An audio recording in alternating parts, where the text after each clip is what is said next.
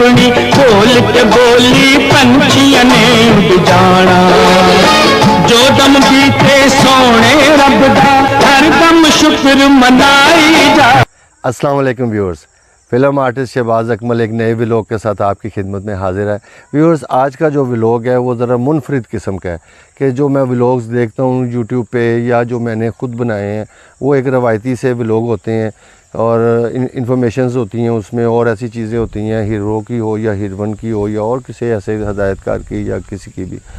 तो आज मैंने सोचा कि एक सवाल था जो पब्लिक आम तौर पे मुझसे पूछती है या डिस्कस में आती है वो चीज़ कि भाई ये फ़नकारों का इतना नाम होता है, इतने इतने बड़े वो फ़नकार होते हैं, ऐसी ऐसी उनकी लाइफस्टाइल होता है जो कि पब्लिक देखती है, उनकी जो ज़िंदगी जब वो चल रही होती है, उनका सारा काम चल रहा होता है और बड़ा बेहतरीन उन पर अरूज होता है। और अक्सर देखने में ये आता है कि जो आर्टिस्ट होता है उसका आखिरी वक्त जो है बड़ा वो कसम पुरसी में और बड़ी गुर्बत में और बड़े मुश्किल में वो वक्त गुजरता है। उसको फिर डोनेशन की भी ज़रूरत होती है और ये क्या होता है कि वहाँ परेशान हो जाती है कि भी इतना अच्छा वो आर्टिस्ट था, इतनी फ़िल्में उसने की, तो ये आखिरी जब वक्त मरग आ रहा है या आखिरी वक्त आ रहा है तो इसके हालात इतने ख़राब कैसे हो गए और ये क्यों, कहाँ गया पैसा। तो लिहाजा मैंने सोचा कि ये थोड़ा छोटा सा एक व्लॉग बनाऊं और मैं थोड़ी सी हिस्ट्री जो आर्टिस्टों की है उसके मुतालिक भी बात करूं और थोड़ा सा आपका वक्त दूं। तो प्लीज़ आप मेरे साथ जुड़े रहिए। मैं आपको सारी कुछ जो मेरे दिल के अंदर है, जो मेरा तजर्बा कहता है, वो मैं सारी चीज़ें आपकी खिदमत में पेश करता हूँ।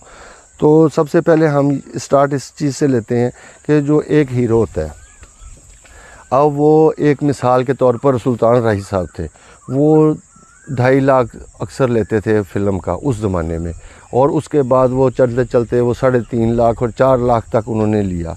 अब उसका ये था कि उन्होंने जितना भी कमाई करनी है वो एक दिन में 10-10, 12-12, 20-20 शूटिंगें वो बंदा करता था, जिसको हम स्टील मैन के तौर पे भी जानते हैं कि एक बंदा इतना काम तो नहीं कर सकता कि सुबह 6 बजे का आया है तो अगले दिन रात के सुबह अज़ानें हो गई हैं। तो वो कितने साल, कितने समझ लें दहाइयों में वो बंदा सोया नहीं है।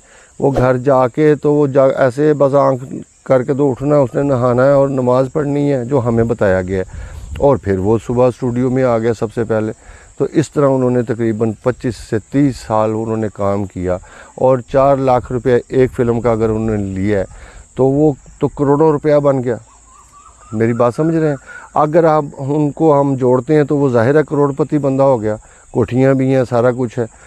तो वो उनको जो मिला वो आपको भी नज़र आया कि उनके पास वो इतना माल था। अब वो क्यों था, वो बचा क्यों रहा? वो इसलिए बचा रहा कि वो अपने घर के जो थे वो पक्के थे। मैं कहने का मकसद है कि उनकी शादी छोटी उम्र में हो गई थी। वो हमारी जो भाभी हैं, हमारी जो चची कह लें कि वो बड़ी समझदार थी, उन्होंने बड़े तरीके से वो घर में वो चीज़ें जोड़ती गई, पैसा जोड़ती गई, जायदाद बनाती गई, वो काम करते गए। तो एक रुझान उनका बन गया पैसा इकट्ठा करने का। अब जब उन्होंने कंट्रोल भी किया ना कि इधर भी नहीं गए उधर भी नहीं गए, वो अपने घर की तरफ गए, अपना सारा जो कमाया घर पे उन्होंने रखा। अब हम आते हैं एक दरमियाने आर्टिस्ट पे जिसकी जो इनकम है एक फ़िल्म की वो 25,000 है या 30,000 है। अब वो 30,000 जो कमाने वाला है उसका नाम तो है, मिसाल के तौर पर जग्गी मलिक साहब थे या और ऐसे छोटे छोटे किरदार करने वाले कई ऐसे लोग थे जिनको हम लोग जानते हैं। स्क्रीन पे वो बड़ी शान व शौक़त से आते थे और अपनी लाइफ उन्होंने बेहतरीन गुजारी, लेकिन आखिरी वक्त में क्योंकि उन्होंने ख़र्चा भी करना होता है, मेरी बात समझ रहे हैं, वो साथ साथ खर्च भी होते हैं, आते हैं तो खर्च भी होते हैं। तो वो जब आखिरी वक्त आता है, काम कम हो जाता है तो पैसे भी ख़त्म हो जाते हैं और वो बेचारे समझ लें कि एक किस्म के सड़क पर आ जाते हैं।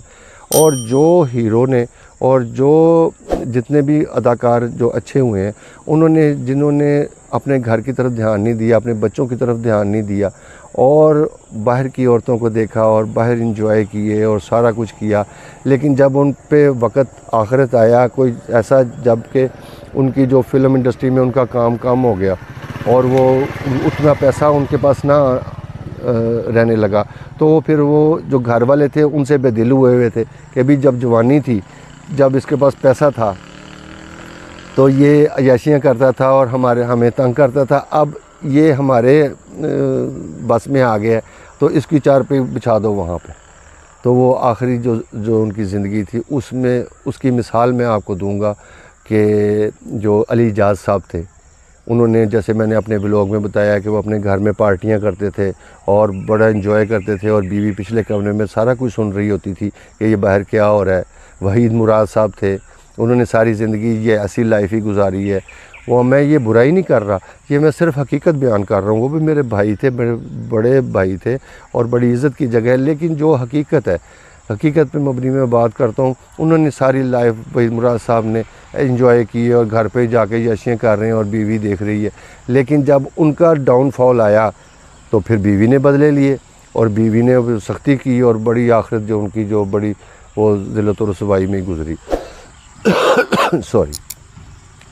तो व्यूअर्स, हीरोइनों की तरफ अगर आए तो हीरोइनों या औरतें जो होती हैं उनको तो शुरू से सिखाया जाता है, उनकी माँ बाप यही सिखाते हैं कि आपने घरदारी बनानी है, घर बनाना है, पैसा इकट्ठा करना है, पैसे की क्या अहमियत है। तो औरत जो होती है वो ज़्यादा समझदार होती है इस चीज़ में, तो उन्होंने पैसा इकट्ठा किया। जितनी भी आप हीरोइनें आप देखें, अगर टॉप की हीरोइनें, उन्होंने घर भी बनाए, कोठियाँ भी बनाई। क्यों? कि उनकी जो भी कमाई आई उन्होंने सेव की, उन्होंने कोई याशी वगैरह नहीं की। तो जितने जो हीरोज़ हमारे जो अच्छे जो जिन्होंने तरीके से ज़िंदगी गुजारी, उनमें नदीम साहब जो थे, उन्होंने बड़े तरीके से अपना घर भी बनाया और अपनी प्रोडक्शन हाउस भी बनाया, बच्चे भी पाले, गाड़ियाँ भी अच्छी, सारी ज़िंदगी बेहतरीन गुजारी। और ऐसे ही और भी ऐसे बहुत से फ़नकार हैं। मोहम्मद अली साहब थे, उन्होंने अपना घर बनाया और सारा सिस्टम आखिरी दम तक वो खुशहाली में उनकी ज़िंदगी गुजरी। तो ऐसे व्यूअर्स बहुत सी और भी मिसालें हैं। और जब लाला सुधीर साहब का दौर था, अकमल ख़ान साहब का दौर था, और उस मुनव्वर ज़रीफ़ साहब का और अलाउद्दीन साहब का वो जो सुनहरी दौर था, उसमें ये लोग बेहतरीन काम करते थे। राइटर भी अच्छे थे, डायरेक्टर भी अच्छे थे, प्रोड्यूसर भी बड़े शौक़ से काम करते थे और अपने शौक़ की खातर वो निज़ाम चलाते थे और पैसा भी आता था।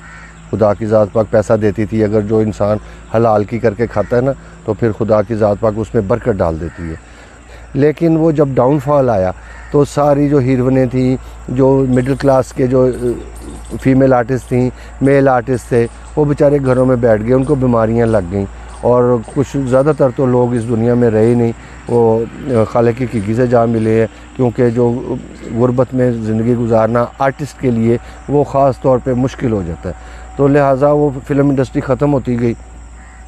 अब ये हमारी गवर्नमेंट्स को भी चाहिए कि हमारी हेल्प करें, हमारे आर्टिस्टों की हेल्प करें, कोई ऐसी स्कीम बना दें, कोई ऐसी जगह पे उनको प्लॉट्स दे दें, उनके लिए कोई माली इमदाद का कोई ऐसा ज़रिया बनाएं कि वो जो थोड़े से जो लोग रह गए हैं, जिनके नाम है, जिनकी चाहत करोड़ों दुनिया की दिलों में उनकी चाहत है, तो वो बेचारे रूल रहे हैं और बड़ा ऐसा उनका टाइम गुज़र रहा है, बड़ा तंगी में टाइम गुज़र रहा है। तो लिहाजा मेरी अपील है, अगर कोई ऐसा बंदा मेरी इस बात को सुने तो प्लीज़ हमारी इंडस्ट्री के लिए जो छोटे आर्टिस्ट हैं बेचारे, वो बड़े वो उनकी हालत ज़ार जो है ना, वो सुनाने के काबिल नहीं है। मैं आपको क्या उन सारी बात खोल के बताऊं।